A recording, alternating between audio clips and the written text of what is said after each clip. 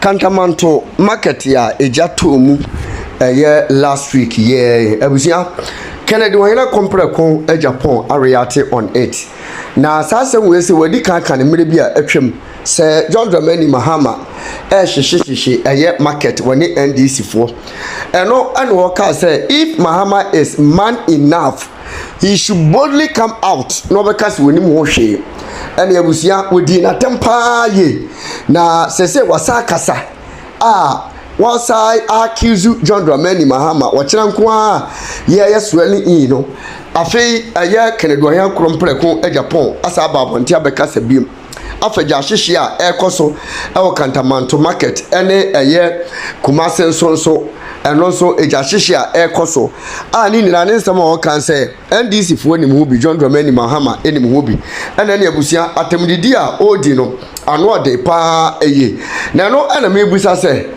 aye Kennedy wanya kompreko Agyapong so Ghana hawa pese o cheso no nkwa na ye be ma o wa kokudura na eno ayasema mebusa abuja yenkoti asema kan Agyapong candidate John Dramani Mahama ene se bi atemdidi a just currently wodi no na ye wi a yentie John Dramani Mahama so interview bi a wo ye efa eyeja hyehye no ene se ne ekyanyambo a wo ye swelling in ne wo ba Ghana na so wo betra so swelling in wo kyanyambo a ne wo be ye ede aboa Ghana ye wi a ya toa so etie kan Agyapong sem bi a wo se ka abasisi ye Mahama Jimmy Fosa, you are fool.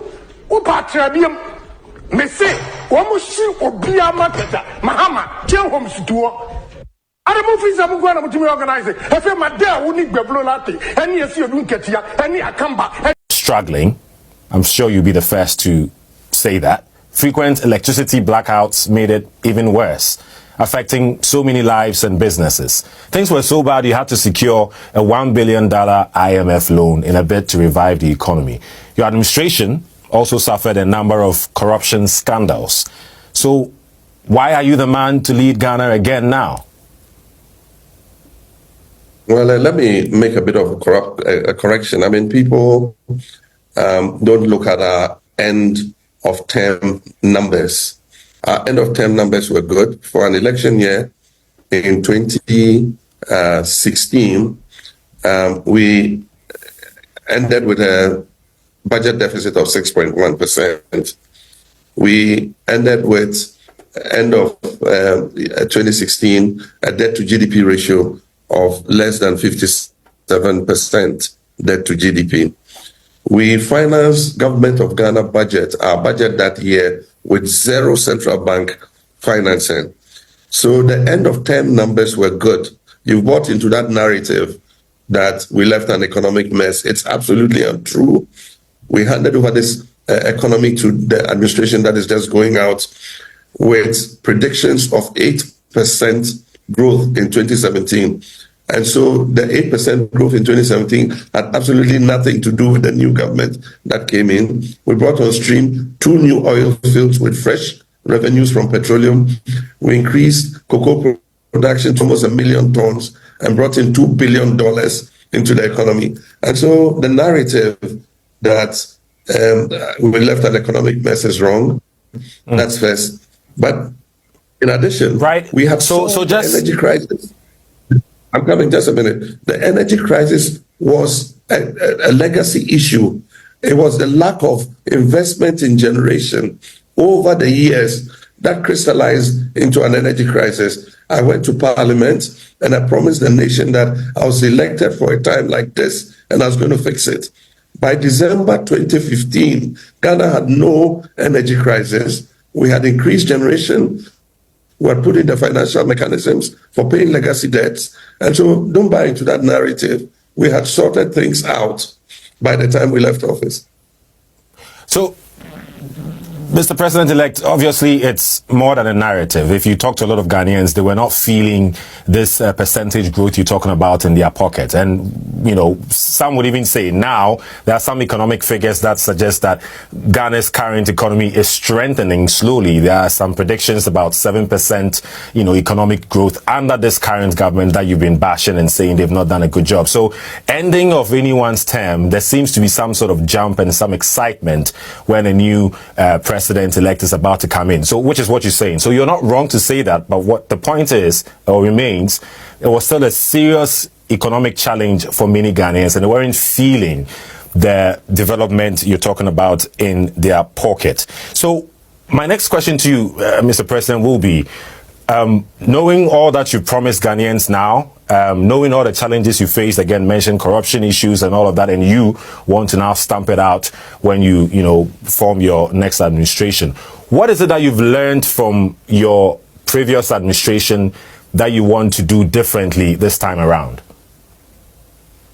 Well, one of the things we focused on in the previous administration was to put back the infrastructure. We had a huge infrastructure deficit in terms of roads, water, electricity, healthcare, and just name it. And so one of our focuses was to put the infrastructure back, but also believing that in investing in infrastructure, you stimulate the economy. And in stimulating the economy, you create jobs. And so, yes, we did create more than 300,000 jobs in the construction sector. And the construction sector carried along a whole of the economic value chain. One area that I think we would focus on and look at in this new administration is to look at issues to do with livelihoods.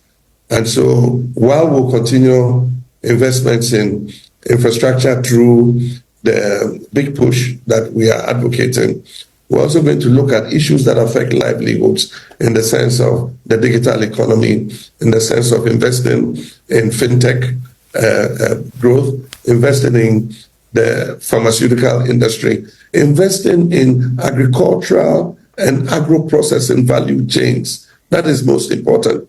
And so, yes, we're going to look at infrastructure as a driver of growth, but we're also going to look at the larger picture of livelihoods so that we can create more jobs in all those other sectors. And so export, using Ghana Exim Bank, which we established before we left office, we're going to make sure that the investments from Ghana Exim go into the critical sectors that will increase productivity and increase jobs for young people. We have the program we call the Jumara program, and that is a program to give young people the kind of capital and startup to be able to start small and medium enterprises.